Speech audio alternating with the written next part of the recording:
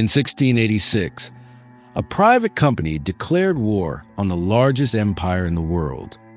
Not a nation, not a king, a company. The East India Company, incorporated in London to trade peppers, silk, and cotton, formally declared war on Aurangzeb, emperor of the Mughal Empire, ruler of over 100 million people, commander of the most powerful army in Asia. The man who made that decision was Sir Josiah Child, governor of the East India Company, its largest shareholder, and by 1686, effectively the most powerful private citizen in England, a man who had spent 2 decades buying king, corrupting parliament, and transforming a trading company into something that had never existed before, a corporation that governed like a state, taxed like a state, and now fought like a state. The war against the Mughals was the ultimate expression of Child's vision. He believed corporations didn't just trade in territories. They owned them. They didn't just negotiate with sovereigns. They replaced them. The East India Company wasn't a guest in India. It was a rival power, and rivals compete. It was also a catastrophic miscalculation. Aurangzeb crushed the company's forces in every engagement. English forts were seized. Factories were burned. Merchants were expelled. The most powerful trading empire in Asia humiliated the most powerful corporation in Europe within 18 months. Child was forced to send the most humiliating letter in English commercial history, begging Aurangzeb for forgiveness on behalf of the company, prostrating the East India Company before the emperor had tried to challenge. He got what he asked for. The company was readmitted to India, and Child used the humiliation as fuel to rebuild it stronger than ever. This is the story of Sir Josiah Child, the man who bought a king, declared war on an empire, and wrote the blueprint for how corporations conquer nations.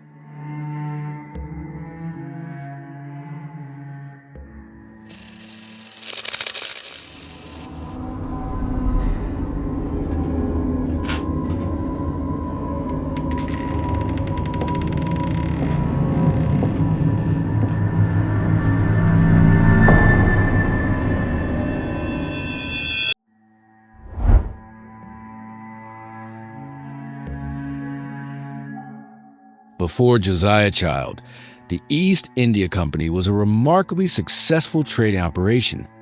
It had forts, warehouses, and agents across India. It traded in spices, textiles, and luxury goods. It made its shareholders wealthy, but it was fundamentally a guest in Asia. It operated with permission from Indian rulers. It paid duties. It followed local laws. It was powerful, but it was commercial power, not sovereign power. Child looked at this arrangement and saw a fundamental weakness. Commercial power depends on permission. Sovereign power depends on force. And any entity that depends on permission can have that permission revoked. Born in London in 1630, Josiah Child came from modest origins. He made his early fortune as a naval contractor during the English Civil War and the Commonwealth period, supplying ships, managing logistics, learning how government contracts work from the inside. By the restoration of King Charles II in 1660, Child had accumulated enough wealth to become a significant investor in the East India Company, and enough knowledge of how power worked to understand that investment alone wasn't enough. Child saw that the company's greatest vulnerability wasn't competition from Dutch or French rivals in Asia. It was competition at home, from English merchants who wanted to trade in Asia without the company's monopoly permission. Men like Thomas Pitt, who would spend 2 decades breaking Child's carefully constructed system from the outside. The tension between monopoly protection and free competition that Child and Pitt embodied still defines corporate regulation debates today.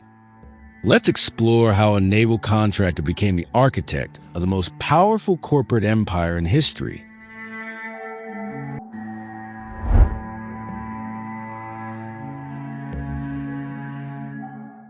Josiah Child became governor of the East India Company in the 1670s and immediately identified the central problem. The company's monopoly over English trade in Asia was legally granted by royal charter, but legally challengeable by Parliament or the Crown at any moment. The solution was systematic corruption, not occasional bribes. A structured, ongoing financial relationship with everyone who mattered. King Charles II received approximately £10,000 per year from the East India Company under Child's governance. This wasn't a gift.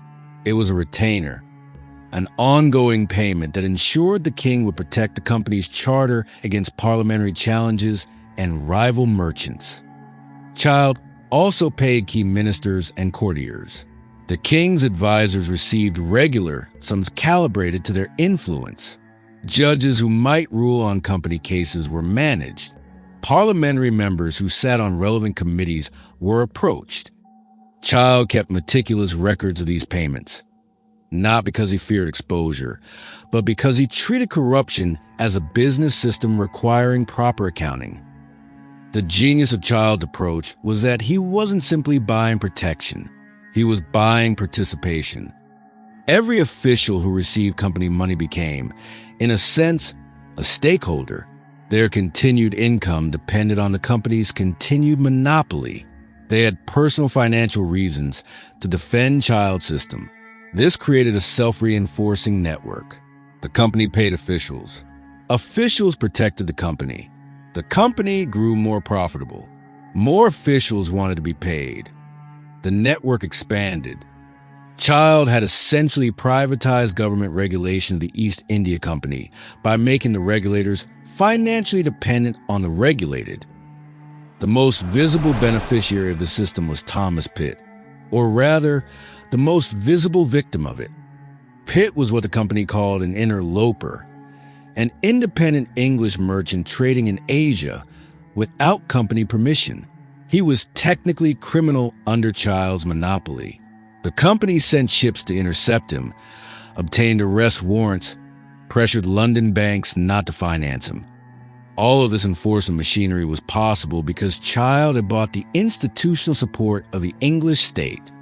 When Pitt broke the monopoly anyway, building alternative networks, bribing local officials, making himself too profitable to suppress, he wasn't just challenging Child's commercial position. He was challenging a system Child had spent decades and fortunes building. Child understood the threat Pitt represented with perfect clarity. If one interloper could succeed despite the company's full institutional power, others would follow. The monopoly's strength depended on the credibility of its enforcement, and credibility, once damaged, was extraordinarily difficult to rebuild. Child pursued Pitt with personal intensity that went beyond commercial logic. This was ideological. Child believed in corporate monopoly as a system, as a correct model for organizing trade. Pitt's success was an argument against that system, and Child couldn't allow that argument to stand.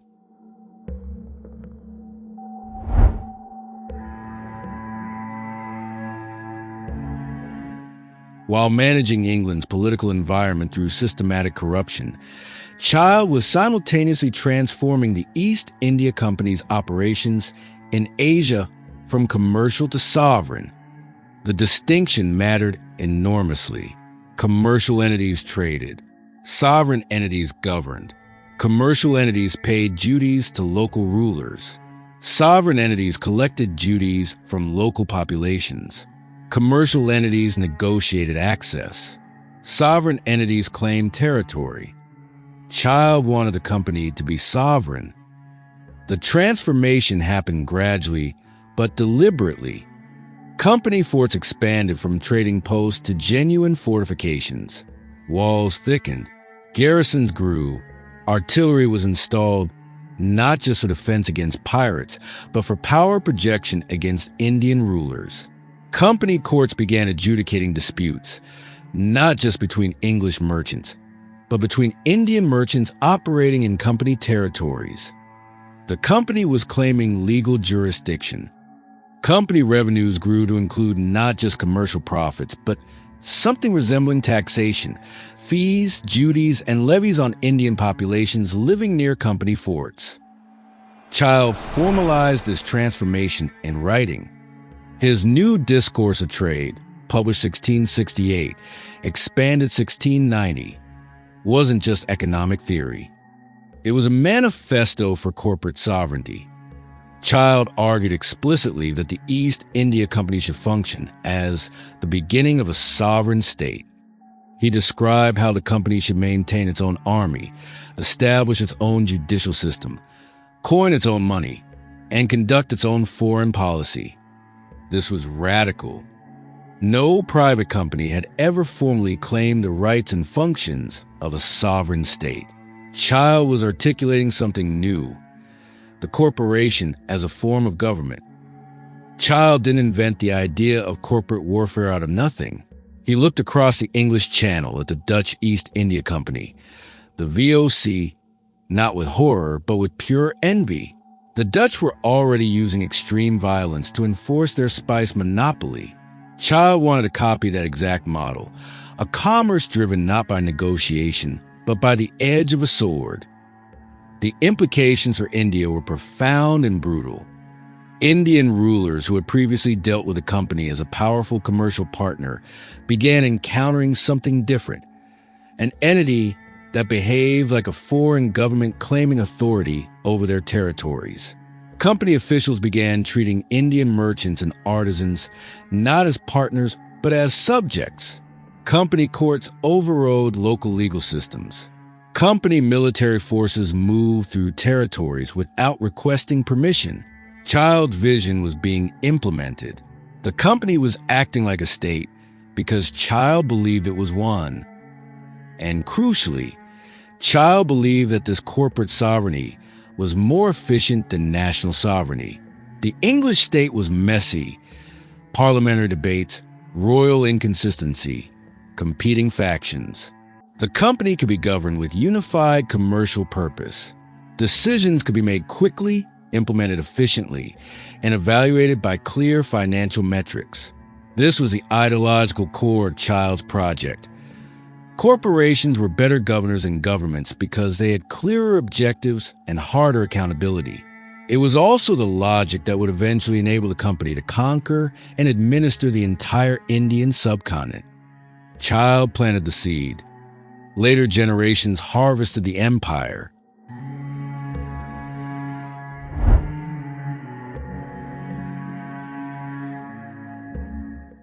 By 1686, Child believed the East India Company had become powerful enough to do something no private entity had ever attempted: wage an offensive war against a sovereign empire to expand its territorial holdings. The target was a Mughal Empire under Emperor Aurangzeb, the largest empire in the world by population, controlling approximately a quarter of global GDP, commanding armies that dwarfed anything the company could field. Child looked at this and saw opportunity. His reasoning was strategic, but fatally flawed. Child believed the Mughals, despite their size, were vulnerable. They were fighting wars on multiple fronts, against Maratha rebels in the south, against Rajput princes in the west. Aurangzeb was stretched. The company could exploit these pressures. Child also fundamentally misunderstood the nature of Mughal power. He saw their internal conflicts and concluded weakness. He didn't see that even a distracted Mughal emperor had more military capacity available to deploy against the company than the company could ever match. Most critically, Child had confused commercial success with military capability. The company was profitable. It had forts. It had ships. But profit and military power are different things. The Child's War, as historians would later call it, began in 1686. Company forces attacked Mughal shipping. They seized Mughal merchants. They occupied Mughal territory around their forts, claiming expanded jurisdiction. Aurangzeb's response was swift and total. Mughal armies surrounded every company fort in India simultaneously. Bombay was blockaded. Madras was threatened. Surat, the company's most important trading post, was seized entirely. Within 18 months, the East India Company had been expelled from virtually every major position it held in India. Its merchants were imprisoned, its goods were confiscated, its forts were occupied. Child had declared war on an empire, and the empire had responded by almost destroying the company entirely. The humiliation was total and public. Every merchant in Europe knew that the most powerful trading company in the world had attacked the most powerful empire in Asia and been crushed. The company's stock price collapsed. Shareholders demanded accountability. Parliament, which Child had spent decades buying, began questioning whether the company deserved its monopoly. And then Child had to do something that must have cost him more than any financial loss. He had to beg. In 1690, Child sent a letter to Emperor Aurangzeb on behalf of the East India Company. The letter was extraordinary in its abasement. It acknowledged the company's wrongdoing. It promised complete submission to Mughal authority. It begged, explicitly begged, for permission to return to India and resume trading. The company's envoys were forced to appear before the emperor in visible submission, kneeling according to Mughal court ritual, acknowledging their defeat not as equals, but as supplicants. Aurangzeb accepted their apology, but he set the terms: a crushing fine of around 150,000 rupees, and a removal of the very men who had provoked the war. The message was unmistakable. The East India Company was not a rival power. It was a guest, and one that had just been reminded of its place. Josiah Child, who had pushed the company towards something resembling a sovereign entity, who had helped transform a trading operation into a political and military force, who had gambled that commercial power could rival imperial authority, was forced to confront a harsh reality. Commercial power and military power were not the same thing. The hybris had been punished, but only temporarily.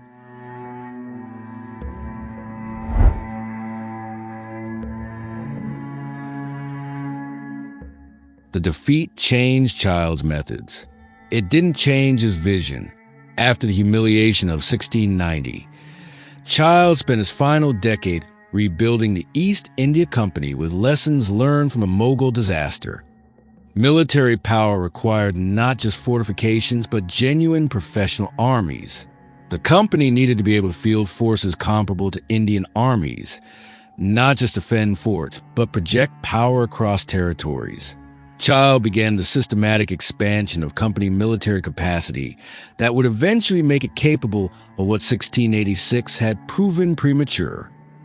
Child also doubled down on his political network in England. After King Charles II passed away in 1685, Child had transferred his payments to James II. When James was deposed in the Glorious Revolution of 1688, while Child was simultaneously managing the Mughal disaster, Child rapidly repositioned himself with the new regime of King William III. This political flexibility was itself a form of genius. Child had no personal loyalty to any monarch. He had loyalty to the company and its monopoly. Whoever held the crown would be approached for the same arrangement: ongoing payment in exchange for ongoing protection. Thomas Pitt watched this reconstruction with particular attention. The Mughal War had damaged the company and created political space for challenges to its monopoly. Pitt and other interlopers used this period to intensify their arguments for opening Asian trade to competition.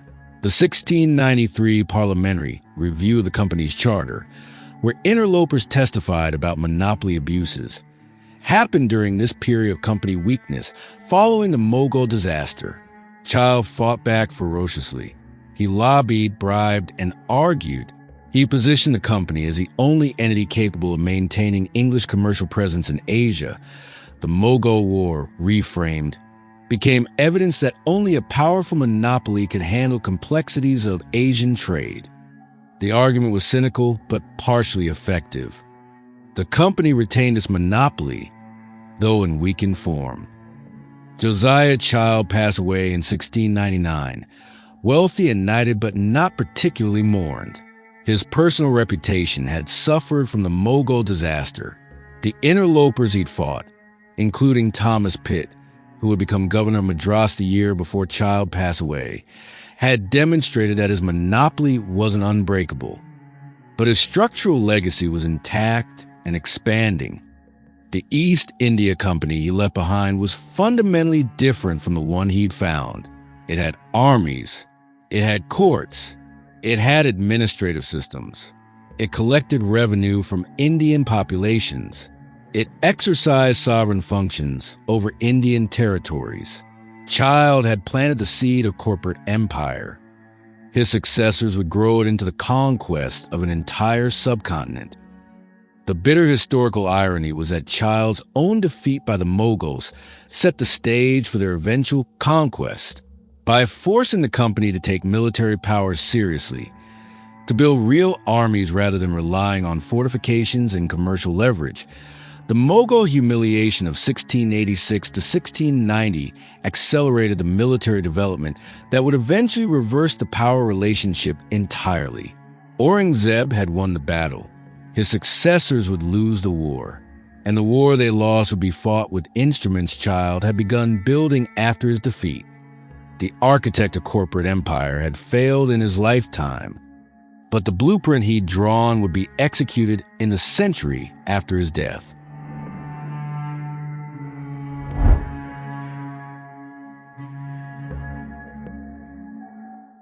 Josiah Child left behind something more durable than any fort or trading relationship, a theory.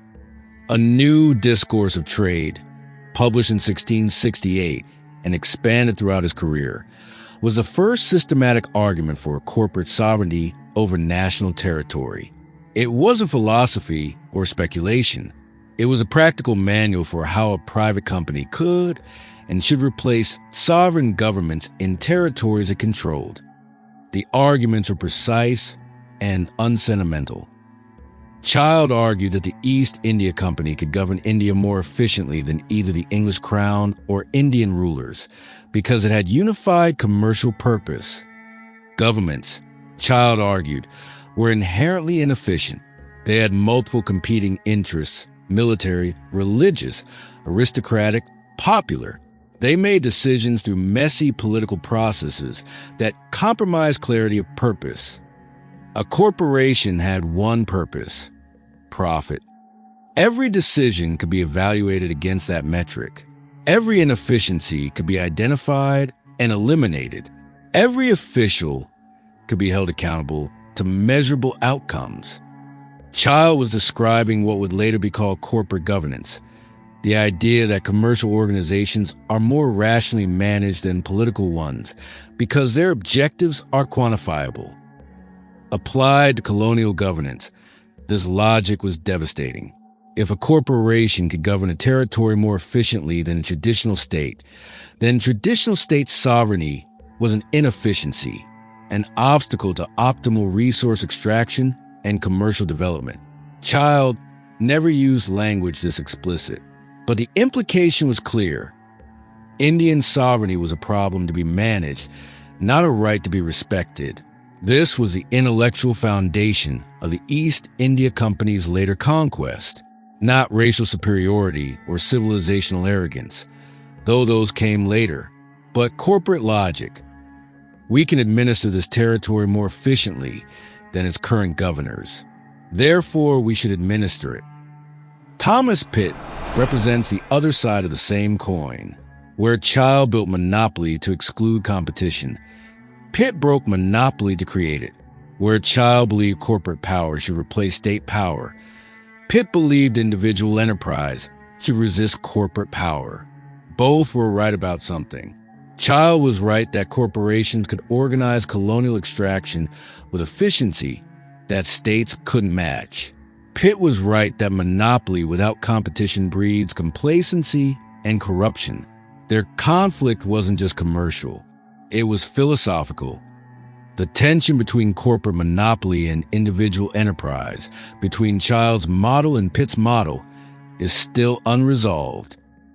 The East India Company that Child built would eventually become the instrument of British imperial control over the Indian subcontinent.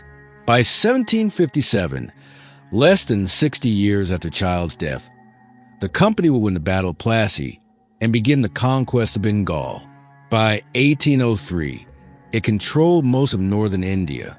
By 1858, it had administered the entire subcontinent. All of this traced to Child's insight. A corporation with sovereign ambitions, systematic political corruption, and a private army can eventually become the government of a nation. He'd failed in his own attempt to act on that insight, but he'd proven the concept. Josiah Child died in 1699, having bought a king, declared war on an emperor, been humiliated by that emperor, and rebuilt the instrument of his defeat into something more dangerous than it had been before.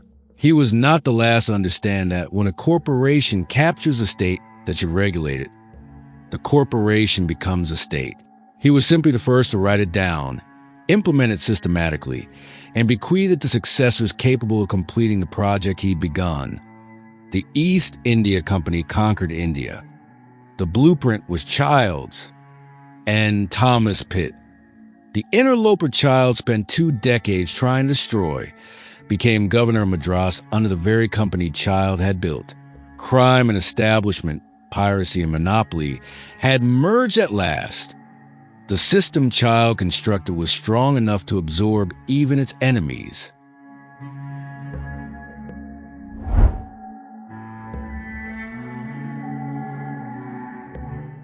Josiah Child spent 4 decades building something unprecedented, a corporation that governed like a state, taxed like a state, and fought like a state. He bought King Charles II with annual payments. He corrupted Parliament. He drove interlopers like Thomas Pitt out of Asian trade, or tried to. He declared war on the Mughal Empire and was humiliated. He begged for readmission. And then he used the humiliation to build a more powerful military instrument than he'd had before. He wrote the manual, A New Discourse of Trade, for how corporations should replace sovereign governments in colonial territories. He died in 1699. His blueprint survived him. By 1757, the East India Company was conquering India. By 1858, it administered 300 million people. Thomas Pitt, Child's greatest enemy, the interloper who refused to respect a monopoly, became governor of Madras under Child's company. The system consumed even those who fought it. Child proved something that still operates today. When a corporation buys a state that regulates it, regulation becomes irrelevant. And when a corporation believes it is more powerful than the governments it operates within, it begins replacing them.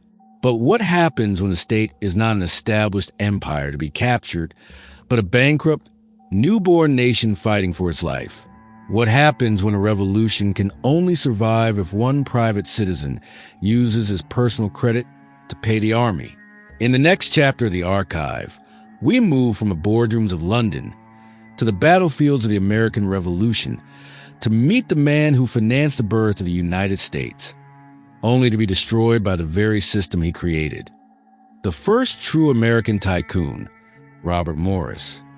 The archive grows, the patterns repeat, the manuals circulate. If you're starting to see why the line between corporate power and state power is constructed, subscribe for the rest of the series.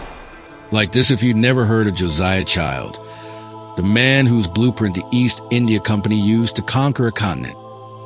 Comment whether modern corporations have fundamentally surpassed Child's model, or whether they're still following the same manual. Share this with someone who thinks the separation between business and government is natural. Child proved it was designed. Josiah Child proved that when a corporation buys the state becomes the corporation.